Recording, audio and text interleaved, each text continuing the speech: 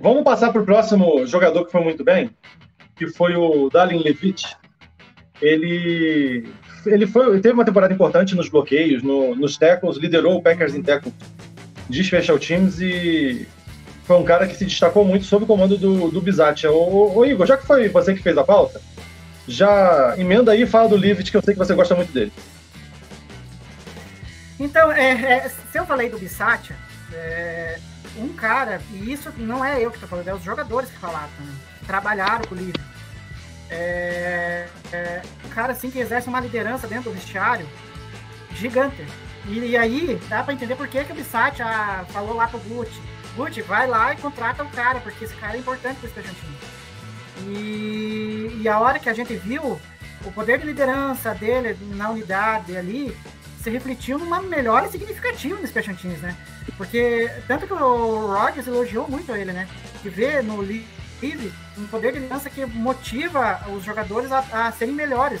Então, é algo assim que você, numa dessas assim, o Leavitt deve estar, nossa, ouviu isso daí e ficou, né, mais motivado a jogar ali. Por mais que as estatísticas assim, de Special Teams, eles não digam, não tem muitas estatísticas sobre Special Teams, mas eu acho que essa do Leavitt exercer uma liderança, eu acho que é algo que só vem a contribuir para a unidade, como que eu posso dizer assim, tornar da água para o vinho de uma forma assustadora, né? Só um detalhe assim que eu lembro de vários jogos, tinha jogo que no Special Teams dos Packers só parecia que era o Leavitt quem tacleava.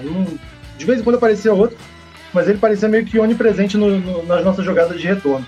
E aí fica de informação, ele ganhou esse ano $1.200.000 e ele também é um agente livre não restrito. Guto, sobre o Leavitt. Cara, como diz o próprio nome dele em inglês, né? Leavitt, é isso, né? Deixaram ele fazer o que ele queria. Desculpa, é maior que eu. Não, demorou. Essa foi Vitória Guiara, amigo. Olha. Eu achei que você ia falar que, baseado no nome, a gente tinha que deixar ele ir. Não. Mas... não, vamos parar por aí, Não. Eu acho que dependendo, não tem problema, assim, eu acho que essas funções de Special Teams, eu acho que você consegue renovar com outros jogadores fazendo a mesma função. A posição de retornador é um pouco mais difícil. Então eu não vejo problema em deixá-lo ir. Porém, é um cara que já tá adaptado, já conhece o sistema do Bisaccia, então eu não vejo problema em trazer ele de volta também. Vamos ficar de olho, eu gosto do jogador. E é basicamente isso, é um cara muito físico, que traz muita energia pra unidade, eu não tenho problema em trazê-lo de volta. Vamos falar então do Eric Wilson, que foi cortado dos Saints, foi adquirido via waiver pelo Packers durante a temporada e foi além de ser um dos líderes de tackles dos Packers na temporada de Special Teams, bloqueou um punch. Igor, fala aí um pouquinho do Eric Wilson. Wilson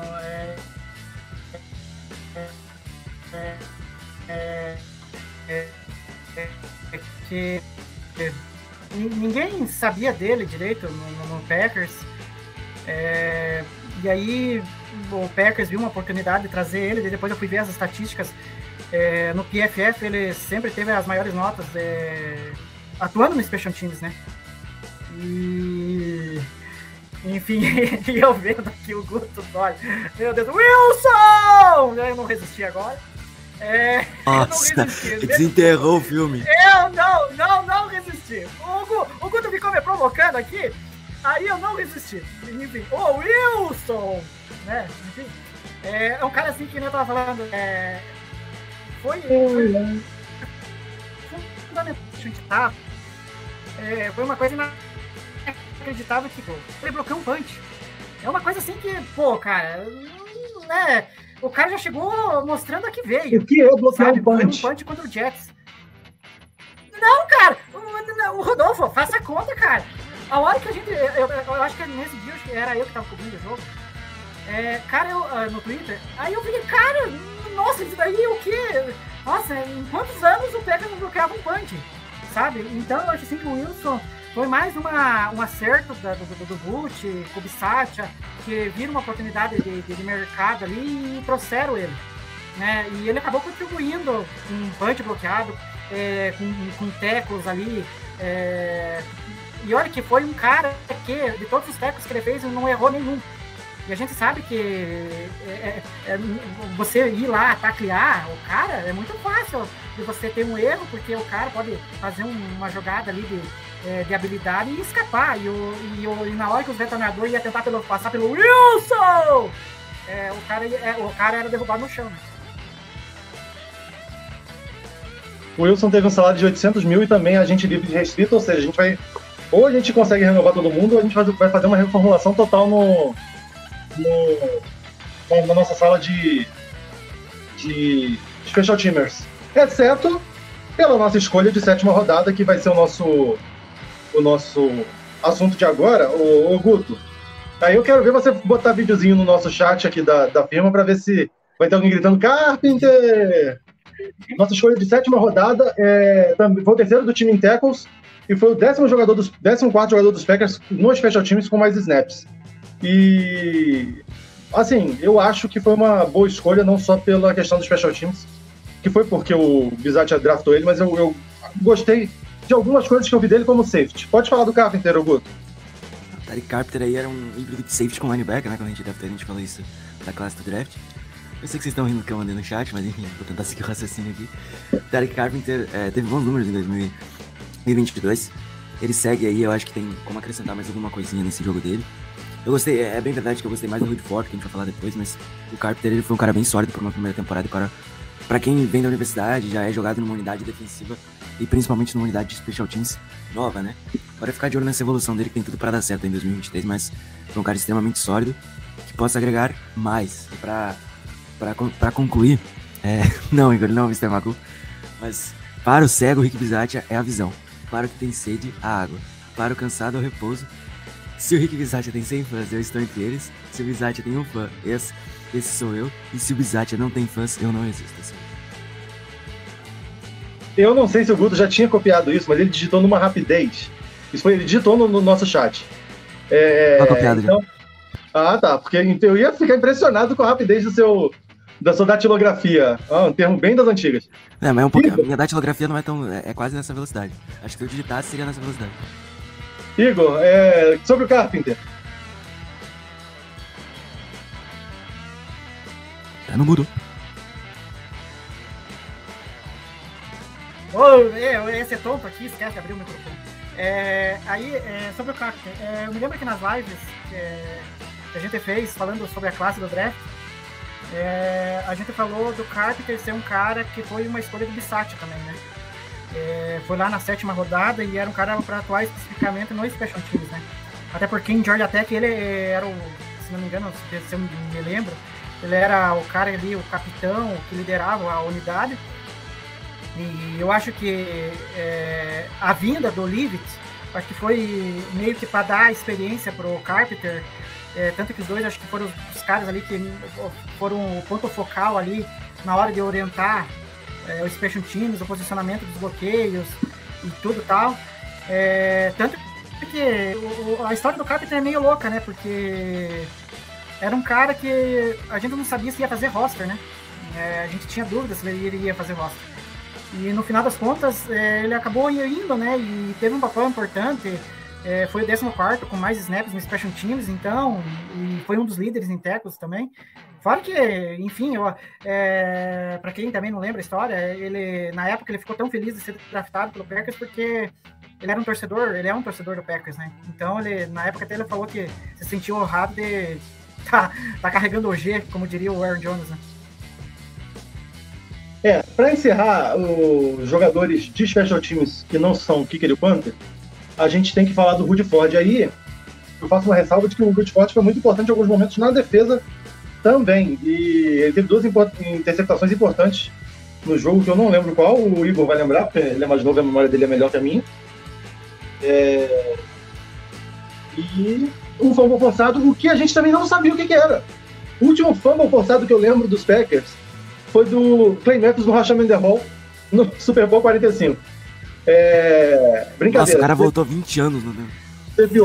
Teve outro do Clay Matthews contra os Bears também. Mas enfim, o que eu lembro mais é esse. A gente forçar fumble era difícil.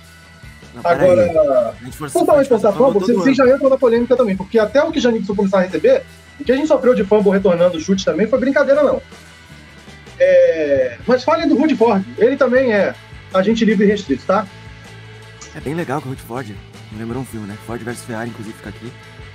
Oscar de melhor... Eu não lembro agora, mas ele tem algum Oscar, é disponível no Star Plus. Um excelente filme, contando como nasceu a rivalidade, né, das duas. Mas enfim... O Guto quer ir pros canais Disney, a gente não vai deixar. Então, só deixando claro que o Rudy Ford foi uma adição via waiver, né, se não tô errado. E aí ele chegou no meio da temporada. E eu não colocava expectativa nenhuma nesse jogador, nenhuma. Mas o Rick Bisaccia, voltando, né, ao homem, né, para o cego da visão, ele via algo a mais. E, cara, ele entregou muito. No final de temporada do Rudy Ford, acho que foi a melhor coisa que aconteceu na carreira inteira dele, porque o cara teve jogo com 3 interceptações, teve pick six, fumble forçado. Outro dia ele fez nevar lá em Green Bay, pelo que eu fiquei sabendo. Então, assim, o final de temporada dele foi fantástico. Acrescentou demais e times que são campeões também precisam achar esses tipos de jogadores. Jogadores que não estão sendo bem aproveitados em alguns lugares, ou que podem entregar um pouquinho mais. E é o segundo ano seguido que a gente faz isso. Na temporada retrasada, a gente teve a melhor campanha da NFC. E tava lá o Rasul Douglas, porque o Jerry Alexander tinha se machucado. A gente não tinha opção. A gente achou o Rasul Douglas jogado no canto. O cara virou um dos melhores cornerbacks da liga. Enfim, foi bizarro a mudança de filosofia que o Rasul Douglas teve. É um cara que tem uma ética de trabalho fantástica. E, cara, foi recompensado com um bom contrato. E agora, não só pra ele, mas pro Packers, né? E agora o Rudy Ford também tá aí. A gente vai ter problema na secundária. Safety é uma need. E eu acho que o Rudy Ford pode voltar nesse momento. Deve voltar nesse momento, mais pela dualidade dele. Não só de ajudar nos special teams, mas de também ser um jogador de uma posição que a gente tem carência. Eu renovaria com o Adrian Amos, tá? Neste momento eu renovaria com o Adrian Amos, mas a gente não sabe se isso vai acontecer. A gente não tem essa certeza agora, 24 de fevereiro. A temporada é só em setembro. Mas a gente precisa de jogadores nessa posição. Hoje, o melhor jogador disponível é o Jesse Bates. É muito caro, né? Para os padrões do Packers. A não ser que a gente esteja no modo loucura. E aí daria pra trazer. Mas, Jordan Power, esse Buffalo Bills me agrada demais. A volta do Adrian Amos também. E o Jimmy Ward é um cara sólido. Eu acho o Jimmy Ward inferior ao Adrian Amos. Mas é um cara que neste momento pode acrescentar se o Packers achar interessante. Caso contrário, vai endereçar via draft. E aí tem outras opções. A gente se aprofundaria mais. Mas hoje eu traria de volta o Rudy Ford. Não só pelo que ele entregou no Special Teams, mas por tudo que ele entregou em campo na última temporada. Que não era muito difícil, né? Convenhamos. Estava meio na bosta quando ele chegou. E aí facilitou a vida dele. Mas, 3 interceptações, pick six, fumble forçado, enfim. Ele fez tudo um pouco. Eu vou dar uma pinceladinha no que o Guto falou. O Amos, eu acho que era mais fácil a gente ter renovado antes da data limite, que já passou. E ele virou um free agent irrestrito, né? Eu acho que se a gente tivesse renovado antes, a gente teria economizado mais dinheiro do que se for pagar ele agora. Então, eu acho que o Amos não volta. Eu concordo com o Guto. Eu gostaria que tivesse sido feito um movimento para trazê-lo. Isso, muita gente acredita que foi um indicativo de que o Rodgers não continua. Mas, enfim, a gente já passou da parte da novela Rodgers hoje e eu traria o Rudy Ford de volta também, Ivo.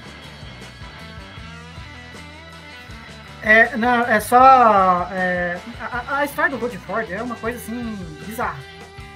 Ou de sonho, vamos dizer assim. Porque, primeiro, eu me lembro que na época o Rudy foi contratado para ser gunner no Special Teams. E eu vou ser sincero, vou ser humilde aqui. Olha o torcedor do Arsenal aí. Aí depois... Sabe? Então eu não sabia o que era. Aí eu fui descobrir. E aí eu fui ver que é o cara que normalmente é o que tem mais velocidade ali pra normalmente ser o primeiro cara para parar a jogada nos retornos de kick-off ali, né? E isso que é o mais louco, né? Porque o Rudy Ford era para fazer exatamente essa função de gunner. Só que a gente sabe como que é a temporada da NFL. Ela vem e te atropela com lesões, né? E acabou acontecendo do Eric Stokes se machucar. E aí daí teve que dar uma mexida ali na secundária. Aí o Savage não estava fazendo por um bom momento.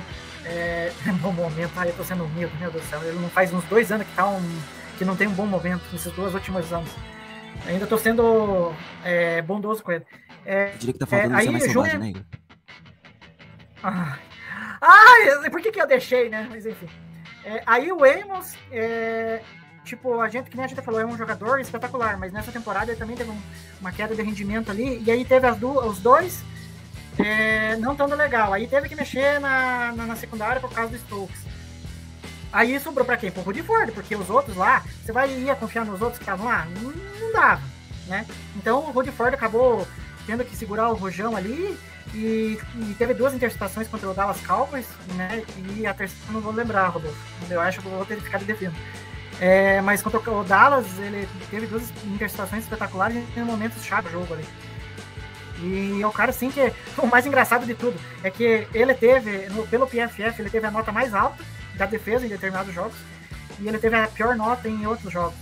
Ou seja, essa inconstância dele, mesmo com essa inconstância, ainda ele conseguiu contribuir de alguma forma. Né? Só ganhamos dos Cowboys por causa dele, dá pra afirmar isso. Exato.